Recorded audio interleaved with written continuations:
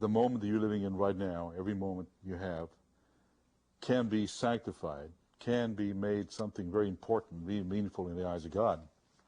So that idea had always fascinated me, all right?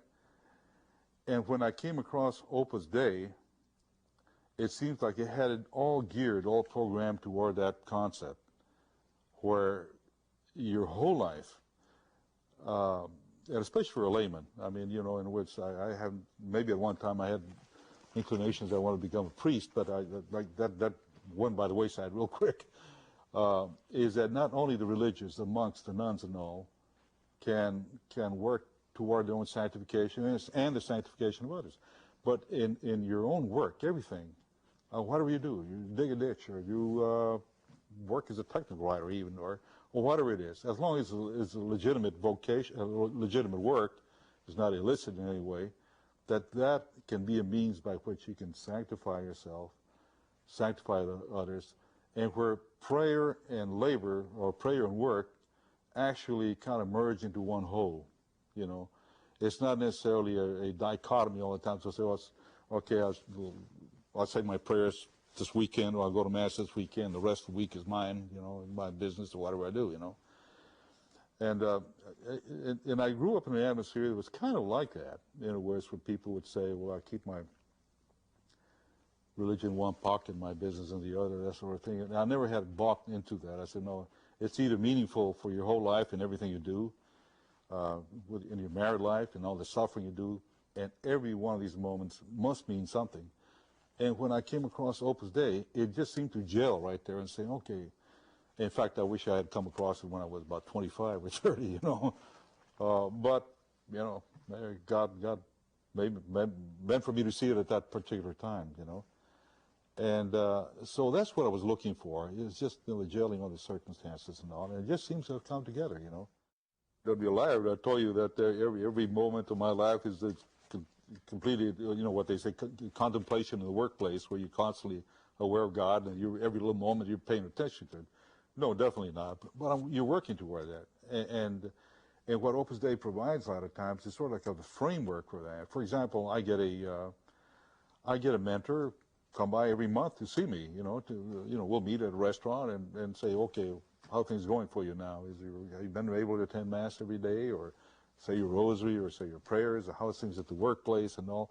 So it's sort of like having a spiritual coach. So, you know, that's one of the things, you know, I get provided, and it's great to have that, because you never know, if everything were internalized just by yourself, you might think you're doing great, but maybe not, you know. So it's that one thing. They provide retreats for me, you know, and for example, about every year I make a retreat. They have this place open now, retreats, but normally I've been making them at another retreat center in Massachusetts, what they call Arnold Hall.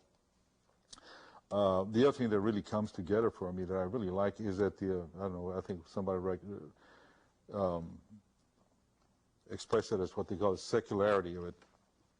In other words, you're doing this out in the world. You're in the middle of the world.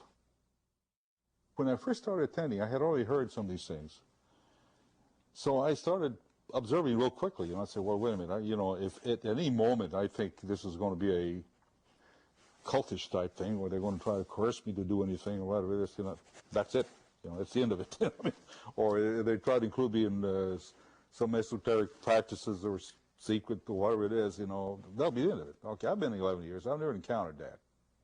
Every member of Opus Dei I have met is a very commonsensical type of person that would say, if you're abusing or doing something at the extent that you shouldn't be, don't do it. You know, I haven't met anybody yet that is this highly secret person. And in fact, sometimes it just seems downright laughable. So on balance, it's been good for you? Oh, I'd say so, yes, very much so. Just give me a structure in which I can work with, and the people I've met in Opus Dei. I mean, for example, I have Ralph Areste, who's here. He goes by every month, and about the beginning of the month, more or less, or toward the end of the month, and gives me a call. He says, hey, let's get together. So we go out to some restaurant, sit down, and then we talk. He said, well, how's it going for you? You know, were you able to do this? I said, no, Ralph, you know, I tried to get up in the morning. I was too darn lazy. I wasn't able to make it, you know, but I'm trying. Just, well, keep on trying. And he might give me a little advice, and then, you know, I pray for my children or the world, the way things are going. Then we chat about other things too. You know, it's not always any very seriously spiritual thing, but it's good to have the friendship, the camaraderie, and his prayers, and you know, work on it. So it's all, you know, helps me a lot. It's been a very, as I say, I wish I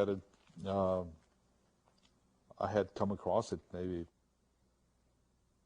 you know, 20 or 30 years ago or something like that.